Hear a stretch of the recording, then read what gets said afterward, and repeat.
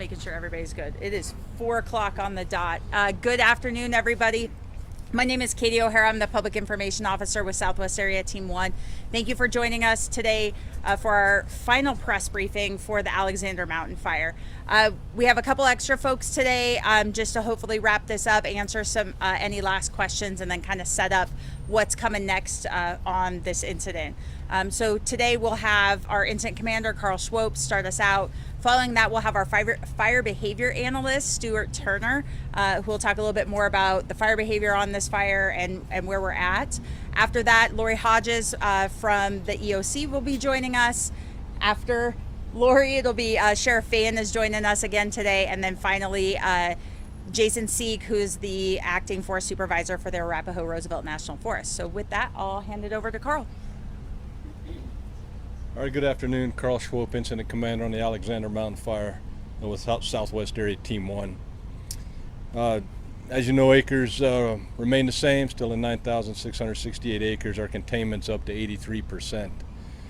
Talk a little bit about 83% containment and what that means, because what the firefighters are doing is trying to get containment around the perimeter, and then they'll work interior into the fire a certain distance to make sure that there are no threats to the fire getting outside of our current perimeter.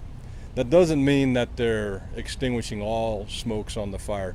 You'll still see interior smokes, and Stuart will talk to you a little bit more about fire behavior and some expected, what he expects. But those interior smokes are going to be normal. You're going to see them. I know as folks, as re-entry happens and roads open up and folks have more access to see the fire from different angles, you'll see interior smokes, and those are fine. Those are not an alarm. Things that may cause concern is if you do see flame, especially if it's on the perimeter and moving, that would be something that you may want to report in. But the interior smokes are going to be normal. So also with the increased containment comes the end of our time here on this incident. We're looking at a transfer of command back to the forest Friday morning at 0600. So with the last press briefing, I just want to say a couple of times we've been asked, what's the key to success, how the firefighters been able to make good progress. And there's a lot to that. There's no one simple answer, but one of the big things with that is the support we've gotten from the community. If you can think, these guys go out, they're working long shifts, hot days, steep country, putting in a lot of miles, and they come back and all they see is a welcoming community. It really goes a long ways to keeping morale up and working hard. And so really want to appreciate that. Everywhere we've been, nothing but positive support. So want to say thank you for that. Good afternoon. My name is Stuart Turner. I'm the fire behavior analyst for the team. As a fire behavior analyst, what I do for the team is I predict what the fire is going to do, where it's going to go, how big it's going to get, and how fast is it going to get there. And I'm looking at three things when I do that. I look at the topography, the hills, the mountains, the canyons, that type of thing. I look at the weather. Is it cloudy? Is it rainy? Is it sunny? Is it hot? Is it dry? And then I'm looking at the fuels. How dry are those fuels? And what we're seeing out there now, and what I want everybody to understand, is the fire is still burning. There's still active fire out there, but it's smoldering fire behavior. So it's smoldering in the larger fuels. The fuels the size of 2x4s or larger. And those fuels are very, very dry, and they will continue to burn until they're consumed or extinguished by the crews. So right now, those fuels are setting at about 10% fuel moisture. And the 2x4 you buy at the lumber store, that comes in about 12%. So you can see they're very dry, so they're going to hold that fire for several more days. And as the incident commander Carl just said, you're going to see some smoke out there. It's not going to be a big column. It's going to be a wisp of smoke here, a wisp of smoke there. You may even see an open flame, but you're probably not going to see fire spread. If you see that fire spread, then that's worth a call. But you're going to see some smoke here and there. And that's what the crews are out there working on. They're trying to find those that are close to the line and dig those out and extinguish those. Now, we do occasionally have some issues near the line. Like we had a rollout. A rollout is where one of those breaks loose. One of those pieces of burning material breaks loose, rolls across the line, gets into green fuel, unburned fuel, and starts another fire. So we had a little one that's about 20 by 20 foot square, and the crews were able to jump on that. That's why we still have crews up there to take care of anything like that. And that was just above Drake, I believe it was. And Drake area is kind of interesting because just a couple of days ago we were running scoopers in there, dumping water after water load. And today we're up there setting poles. So that's how fast this is starting to ramp down and convert back to getting people back in and getting the fire put out and extinguished. So we'll still see that smoke for a few days as the smoldering fire behavior burns out. Thank you. Lori Hodges, I'm the Director of Emergency Management for Larimer County. I first wanted to start with, I just was in a meeting with the Board of Commissioners for Larimer County, and they just wanted to express their thanks to the team, the U.S. Forest Service, the Sheriff's Office, all the emergency responders, and the Emergency Operations Center for all of their work over this last 8 days. Obviously, it's hard work, so thank you very much for that. I'm going to talk mainly about recovery and restoration. First off, credentialing ends today. We've had credentialing for community members both Monday and Tuesday. However, if a community member has not gotten a credential yet, our clerk's office, the Larimer County Clerk's Office in Estes Park, Fort Collins, and Loveland will continue that credentialing process until we don't need it anymore during regular business hours. So you can go to those places to get a credential. As we move into recovery, we're not only looking at the fire recovery and kind of the land rehab restoration, but we're also looking at the flood threat. So one of the things that the Emergency Operations Center is doing is working with our engineering department and others, our partners at both the state and federal level, to determine kind of the hydrology. We're going to work with the Forest Service really on their assessments as well to determine what those risk areas are, and that'll give us more information about where to go with restoration efforts. In the meantime, because flooding is a threat, Serve 6.8, one of our nonprofit agencies in the county that helps us in disasters, they're doing a sandbagging operation. So those sandbags are going to start being available on Saturday. They're going to try to fill 4,000 to 5,000 sandbags. Community members can go pick them up. They're working on the location now. So if you have questions about that, I'm going to give you a phone number in just a minute about that. Along with that, we need to know the contact information for community members throughout the fire area, not just those properties that were destroyed, but anywhere within the fire, because we are going to want to see about agencies that can come in and do that restoration work to try to help the land recover from this fire. So we do have a form on our website. It's larimer.gov, and if you go to the Alexander Mountain Fire, you're going to see a place under recovery that asks you to fill out a contact form. And that's what that contact form is for, is so we can get you information and resources as they come available for this fire after the response ends and after the team leaves the area. After we get that contact information, it'll also give us the ability to send you a right of entry form. We cannot just go on private property during recovery and do work. We have to have your permission for that. So you can either opt in or opt out of those recovery efforts on your land if you fill out that form. So we'll send that to you. That right of entry form will allow us, if you give us the permission, to do hazard tree removal on your property, not on your private property, but along the roadways. I got permission from the board today to do that work. That's to make sure that we have good ingress and egress into those areas. It's also good, like I said, for that land rehab, conservation work, and watershed health. The phone number that I mentioned, if you can't access that form on the website, or if you have any questions, you can contact our recovery line, which is 970-980-2800. And that line will be, it's a voicemail, so it'll be available until we no longer need it. We're not getting calls anymore. Last, I want to talk about the Disaster Assistance Center again. That will be open from Friday through Sunday, 9 to 7 p.m. And the agencies that we're going to have there are insurance companies to help you with insurance questions. We're also going to have the Division of Insurance. So if you have, they're kind of the regulatory bodies. So if you have a problem with your insurance, the Division of Insurance can help you. Serve 6.8, who I mentioned, as well as the Southern Baptist Disaster Relief, they're going to be able to help people with property cleanup. The Red Cross will be there to help with any kind of individual needs. Watershed resources will be there, building, permitting. The assessor's office will be there to talk about assessment questions. We'll have flood after fire resources. And then we'll also have public and environmental health. There might be some questions with regard to hazardous materials on the land, or maybe you don't know what to do with your propane tank.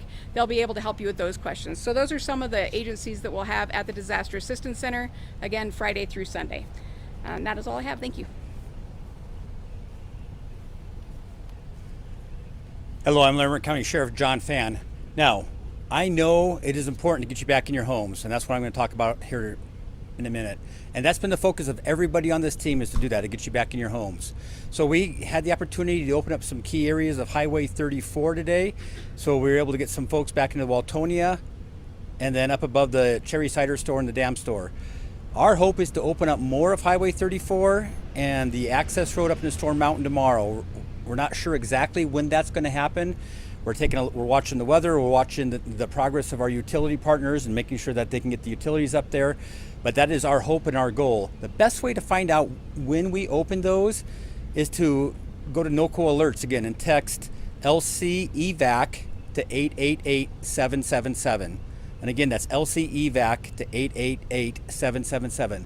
As soon as we make that decision and that it's safe enough to open up the roads to a certain area, we're going to notify the public who has signed up for that. So that is the best way to do that.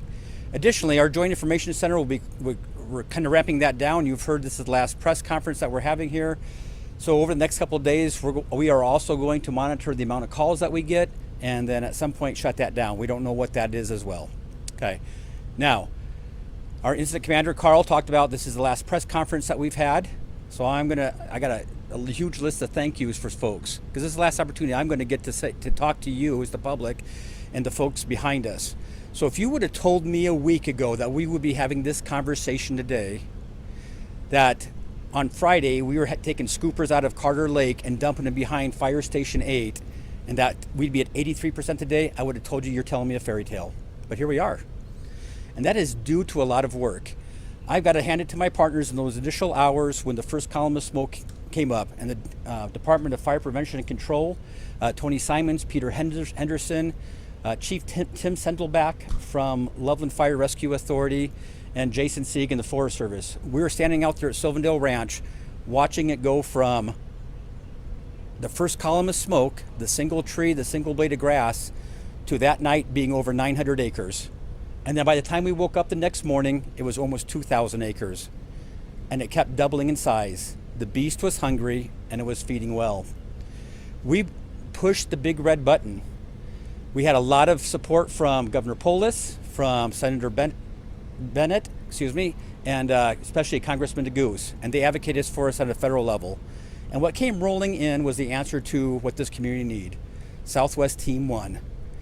At that point, we got to reacquaint ourselves with some friends that we had met during Cameron Peak, and over the last 8 days, we've made a lot of new friends.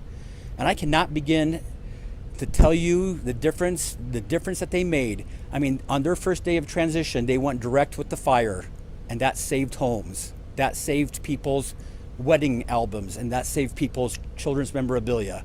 Not without that would we not be where we're at today. We owe them a huge debt of gratitude, and I can't thank them enough. I know at one point there were over 500 firefighters who were working the fire line, but that does not count if, I know you can't see around you, if you look around you, the hundreds of people who come here to support this team and the efforts of the men and women who are from local jurisdictions as well to get this done. So it is a huge partnership, and I cannot say that enough. My thanks to all of you. I got a couple more real quick. So, Larimer County employees, Larimer County Sheriff's Office, we say that the Sheriff's Star has 7 points on it because there's 7 legislatively mandated functions of the sheriffs in the state of Colorado, one of them being the fire warden. Well, when that happens, the other 6 don't stop. The business of the office of sheriff has to continue, and you've continued that admirably and made me very proud. And on your time off, you've come out here to do jobs that you never thought you would do. So it tells me that I am very fortunate and blessed to have you, the men and women of the Sheriff's Office, as staff. Families. There's a lot of first responders out here. There's a lot of folks, right? But I know Mrs. Fan and my daughter have not seen their husband for a while. And so you leave hearth and home, and your loved ones don't see you for a long time. Just as hard as we are working out here, you're working back there as partners, brothers, sisters, mothers, fathers, and children to keep the home ready for us when we come home. And I cannot begin to tell you how that is, how important that is. And finally, Larimer County residents. Unfortunately, we've been here before, and no doubt we will be here again. But I always tell my staff that if you work with kindness, if you work hard, and you strive to help others, that you will always be successful. And we've seen organizations like Serve 6.8, you've called by the hundreds asking to volunteer and help your neighbors. And that reaffirms my faith that this is an amazing community. So I just have to say thank you for that. So again, in closing, we're going to miss you. You've done an amazing job. We hope you come back socially and not professionally next time, but thank you for being here for our community. And now I'm going to turn it over to Interim Forest Supervisor Jason Sieg, who celebrated his birthday yesterday. Yeah, thank you. You're welcome. Jason Sieg, Acting Forest Supervisor for the Arapahoe Roosevelt National Forests and Pawnee National Grassland. Just going to provide a few quick updates as we look ahead over the next few days. Today, the local forest activated team members of our burned area emergency response team. So they are here today. They've started showing up and have already been out on the fire, looking at the burn footprint, starting to get a feel for burn severity. They'll be collecting data in the coming days to start to come up with a plan on, what's next as the incident winds down. We know there's stabilization work that needs to be done. And so they'll be working closely with the county as we start to tackle that post-fire issue in the coming days. Want to talk for a minute about the fire investigation. That investigation is still ongoing. Though the Forest Service has the lead on the fire investigation, we're coordinating closely with the Larimer County Sheriff's Department. Both agencies were on site in the burn over the last couple of days collecting data, looking around, gathering evidence. Still no determination, and so we're not ready to report out on that at this time, but as soon as we have an update, that information will be relayed to all of you. Also want to talk about transitioning. Incident Commander Swope mentioned that over the next few days we'll be transitioning the incident back to the local forest. So want to let you all know that we've started engaging the forest fire staff who will be taking that incident on Friday. And so they've been activated. They're starting to get re-engaged to the incident, and we look forward to a couple days of transition with your team as we prepare for Friday and for that transition. Also want to talk about appreciation for a couple of minutes. Huge thanks and appreciation to the incident management team for coming and working so professionally and really just having a style of collaboration, coordination, and professionalism. So thank you. Although this fire was difficult and we had some really difficult days, it was also an opportunity for the county, Larimer County, the state, DFPC, and this local forest to build on relationships we already had in place and really just take those to the next level. And I think that led to a lot of the successes we saw on this incident, and that will set us up well for the next incident. A few days ago, we were up here talking about how we were all here for you, these affected communities. And while that was true, today, looking back on the last week, I think we can all agree that really the communities were supporting us at the same time, and we need to recognize that. And so instead of a back and forth, we're here for you, we're supporting you communities, we're all supporting each other. And that's how we're successful in this county when we have these difficult incidents pop up. And so look forward to that coordination and that support in the future. I want to talk just for a moment on what's next. There's more work to be done. We all know this won't be the last fire on this landscape, and so really the time is now to strategically continuing to plan and implement fuels and vegetation treatments across this landscape, not only on Forest Service lands but across all the lands along the Front Range. And that's going to take a lot of work, a lot of coordination, and we'll only be successful if all the partners and communities have a seat at the table as we move out on that. So that's all I have. Thank you again for this opportunity to coordinate and engage with all of you over these last few days at these pressers, and look forward to questions. Thank you.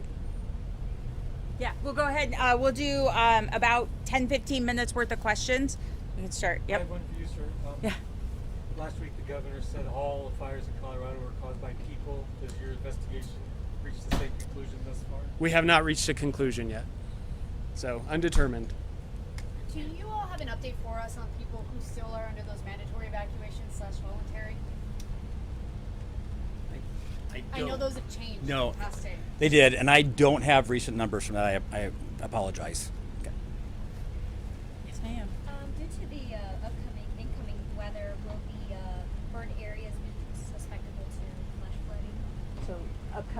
will be susceptible to flash flooding? Yes. Yeah, we're watching that very closely. In fact, the meteorologist is back at camp right now watching the radar. You can feel the raindrops hitting us now. And we have sensors in place so we can determine how much rainfall is hitting the area.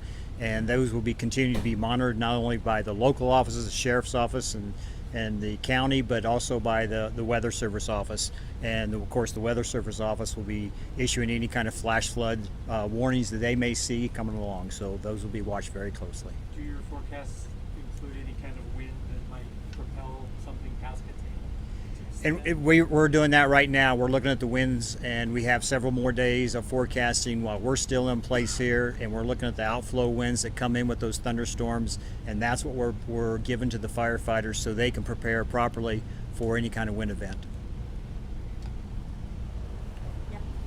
Sheriff, I know you talked about people wanting to get back home. We spoke to some of them who live on Storm Mountain, Cedar Park. Those are those areas probably hardest hit. They were grabbing credentials today. Is it going to be a game time decision tomorrow potentially? And that's a great question. The answer is yes. Like today, our utility providers basically had all of Highway 34 blocked because they had brought this big crane in so they could set the poles up on the hillsides.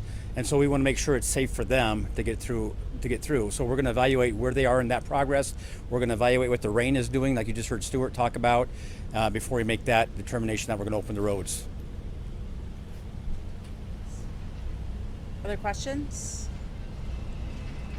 Just one.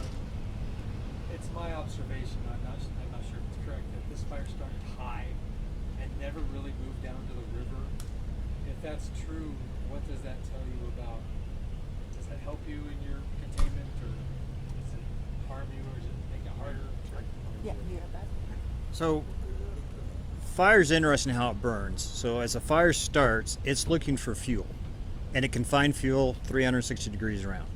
As long as it's there, it's going to find it, it's going to burn it, and it's constantly seeking out a new piece of fuel to burn. So not only is it running upslope or moving with the wind, but it's also backing into that wind or backing down the slope. So what you usually find on the fire is you'll have a point of origin somewhere in that fire, and then it backs away from that, and we call that the heel. And so it may back all the way down to the river and then self-extinguish. Well, the head moves away from that point of origin and runs out with the wind or upslope, and then the flanks just move away from both of those out to the sides. So that's typically how it runs, and this one did back down to the river in some spots it didn't. Any other questions? Okay, awesome. Well, I want to take a quick second to say thank you to all of you guys. As a public information officer, my job is to help share with the community what's going on, tell the story of the fire, and I couldn't do it without you guys, so really appreciate it. I do want to do a little plug. There's still a ton of stories to tell about this fire, whether it's the firefighters, whether it's the support from the communities, whether it's about the local response. There's still a lot of really cool stories to tell. Highly encourage you reaching out to the local public affairs officer for the forest, for the sheriff's office, for the county, for the state, to make sure we can help continue to tell those stories. So thank you guys so much. Thank you guys for helping me tell the story every day. And with that, have a great rest of your day, guys. Do you guys have any idea where you're headed next? No. We do not. Somewhere. Thank you guys. Thank you.